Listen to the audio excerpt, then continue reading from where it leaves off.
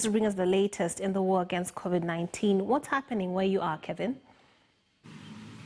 Well, a very good morning, Trix. And from Kisumu, the information that we have is that the National Transport and Safety Authority has so far revoked or suspended the license of one of the Matatu SACCOs here, the Kisumu SACCO, that has got a membership of about 80 vehicles.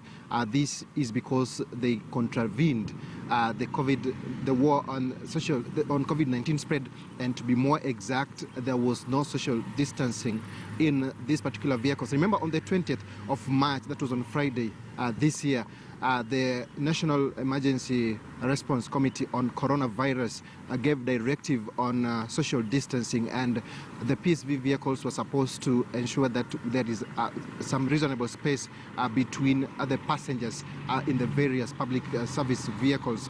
But what appears, the situation in Kisumu is that since we have got 14 passenger vehicles, most of them plying these particular routes, town service, and the majority of them coming in and out of the town, they are required to move from the 14 passengers to 8 passengers. But according to a letter that has been written to the chairman of Kisumu SACCO is one of the Matatu PSV vehicle SACCOs, which incorporates both vehicles that operate between the various routes, town service, and also routes outside Kisumu, totaling to 81 vehicles. The address to that particular chairman indicates that on the 7th of April, there was one of the many contraventions of this particular directive that has been given to ensure that the war against the spread of COVID-19 is successful.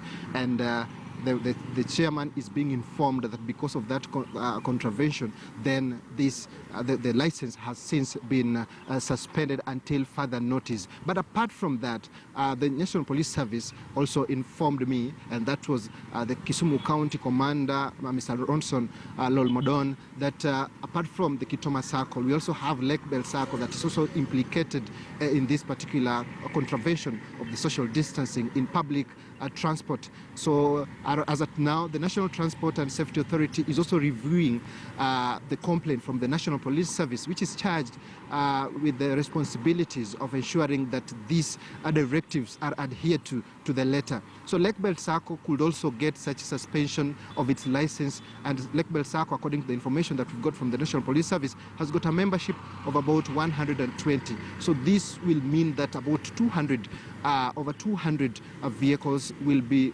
out of the road because of the contravention of this. But this again, Trix, poses a question here that given that we have the operators in this case and the Wananchi on the other hand. Wananchi cannot force themselves into a vehicle, and again, if at all every other vehicle is insisting on carrying 14 passengers, then the Wananchi become desperate here. And that is why it is upon the SACCO management to ensure that this particular directive is adhered to, such that once a vehicle has got 8 passengers, if at all it is a 14-seater Matatu, then the 9th passenger is told to move to the next vehicle. But this is only possible if this can only be achieved if, first of all, the management of the various SACCOs will appreciate the fact that we need social distancing in public transport. It is also good news that so far we've not had any positive case of COVID-19 being found in Kisumu,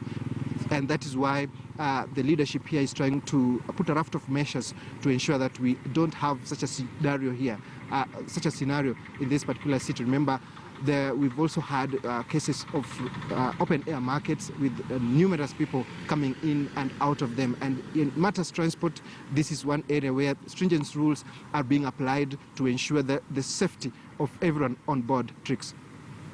Very much, Kevin, and hopefully everyone will be adhering to those rules, and clearly they're not playing about. But let's get